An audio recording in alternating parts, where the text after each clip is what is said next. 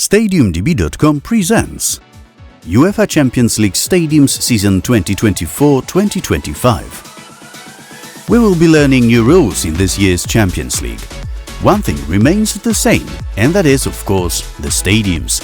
There will be more than 30 of them in this competition, and in this video we will show them all, including the final stadium in Bavaria. We will present the venues of the world's most prestigious club football competition from smallest to the largest. As it turns out, not everyone will play in the stadiums where they play every day. A year ago it was unlikely anyone would have expected Girona in the Champions League. Although bigger stadiums than the one in Catalonia were not allowed, Girona will play the competition at home. There was no stadium confusion for Sprarta Prague, who will play in the Champions League at their 18,000 capacity venue. A stadium on this site already existed in 1917. Today IPET Arena is one of the main sports venues in the country. One of the clubs that will not play in its own stadium is Stade Brestois 29. The replacement stadium is located in one of the smallest cities in this year's Champions League. Capacity is 18,000. Impressive for a city with a population of less than 8,000. AS Monaco or Adolf Hitler's Wolves are playing in a slightly larger but exceptional stadium. Stade Louis II is the only venue in the world that can accommodate 2/3 of its country's population. It hosted many European Super Cup matches.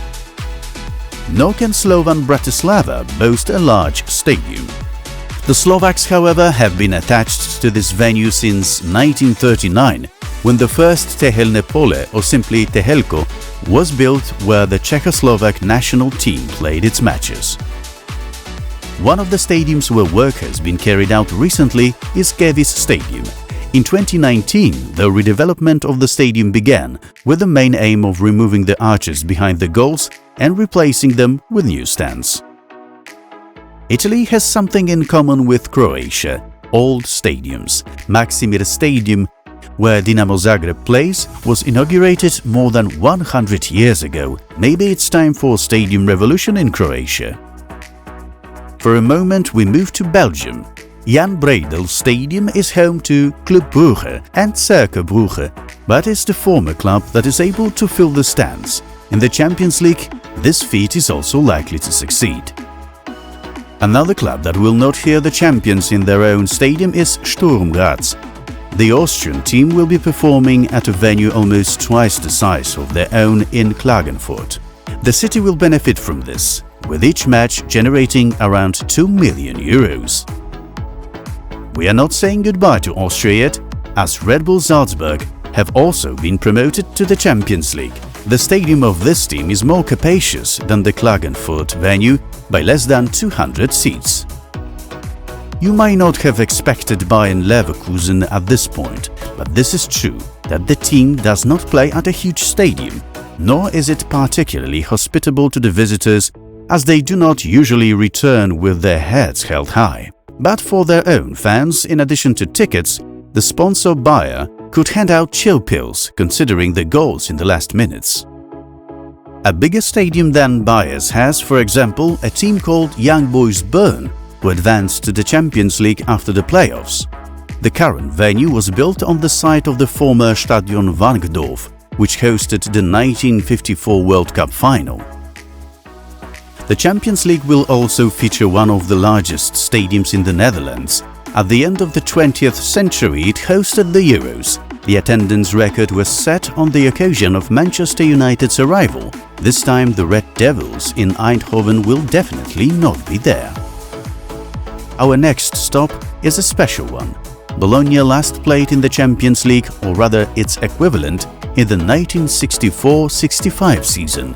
The distinctive red brick tower, which has been the stadium's trademark for 97 years, will therefore see the biggest football stars back. Undoubtedly, the newer and more modern stadium is Allianz Stadium, where Juventus play. The venue is an example of a rare scenario, in which a larger stadium is demolished and a smaller one is built instead. For its inauguration, Juve played, you wouldn't have guessed it, against Notts County. Now that we've mentioned England, let's stay there. One of the most surprising teams is Aston Villa, led by Unai Emery, who will be able to say good evening on Tuesday and Wednesday nights. The club last featured in the equivalent of Champions League in the 1982-83 season, while Villa Park was instead established back in the 19th century. RB Leipzig certainly does not have such a rich history, although their stadium does. Stadion used to hold 100,000 people, and after it was rebuilt for the 2006 World Cup, it became apparent that there was nothing to do with the facility. Fortunately, a club RB Leipzig was formed and has been using the arena, which undoubtedly gives the team wings. From Germany, we are not far from Benelux, where there is a landmark stadium. The structure of the Kuip, where Feyenoord plays, was the model for Camp Nou. Despite modernization, the facility has retained its shape. The Kuip has hosted as many as 10 European Cup finals. We are halfway through all the stadiums we will see in this year's Champions League, so the biggest venue are ahead of us. Before we go any further, you can like the content and subscribe to our channel if you haven't already done so. A slightly bigger venue is Parc des Princes. The stadium situation of the French league hegemon is unclear, but there will be no revolution yet this season, nor will there be an attendance record, as this one exceeds the current capacity by several thousand. The last stadium on this list, with less than 50,000 capacity, is the Montjuic venue in Barcelona. The Blaugrana have announced that they will return to Camp Nou during this season, but we will not see the legendary arena in the Champions League. If we were to judge stadiums not by capacity, this venue in Lille would also rank high. The arena was used during the Olympics as well as for Euro 2016. It is a relatively new stadium. It was inaugurated in 2012. A city with more than one great stadium is also Lisbon. The local Sporting will play in the Champions League at Estadio José Alvalade.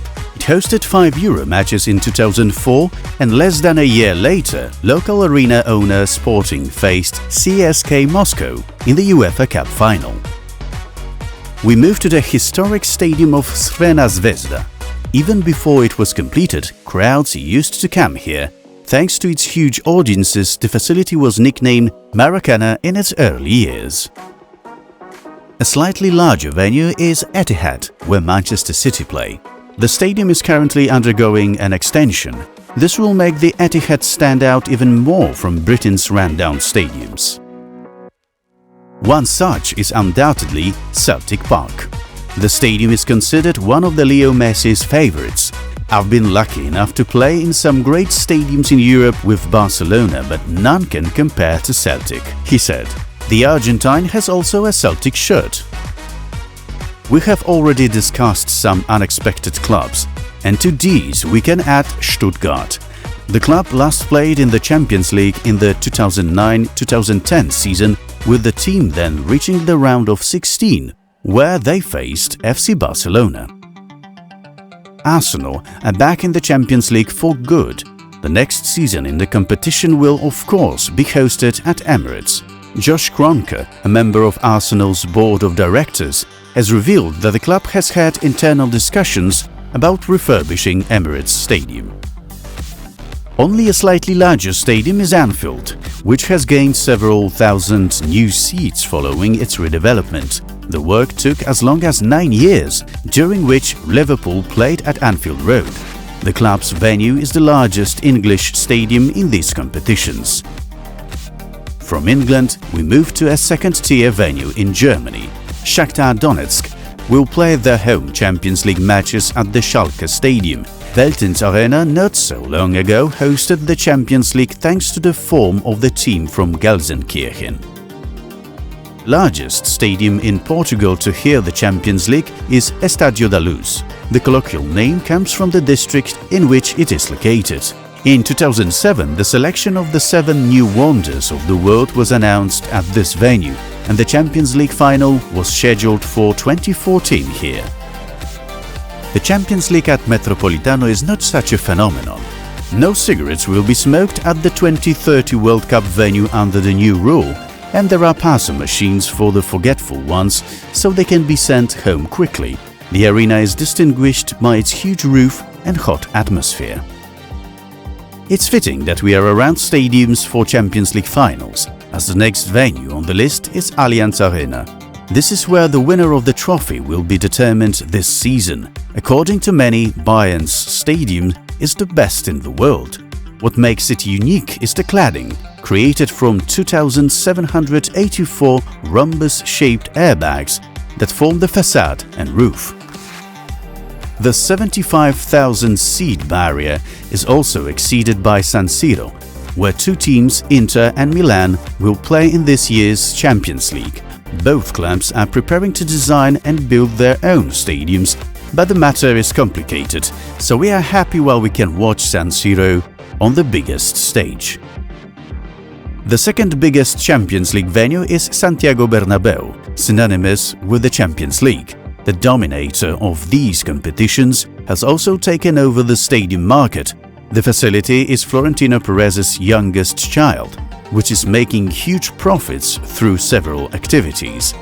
Will we watch Bernabéu all the way to the semi-finals? The title of the biggest Champions League stadium goes to Signal Iduna Park. The venue, known for its fantastic atmosphere, has also witnessed the World Cup or the Euros, and the Champions League is associated with Dortmund's 4-1 demolition of Real Madrid. Thanks to its compact size and excellent visibility, the stadium is sometimes regarded as one of the best in the world for watching football matches. We have already discussed all the Champions League stadiums. Which one do you plan to be in this season? Write in the comments.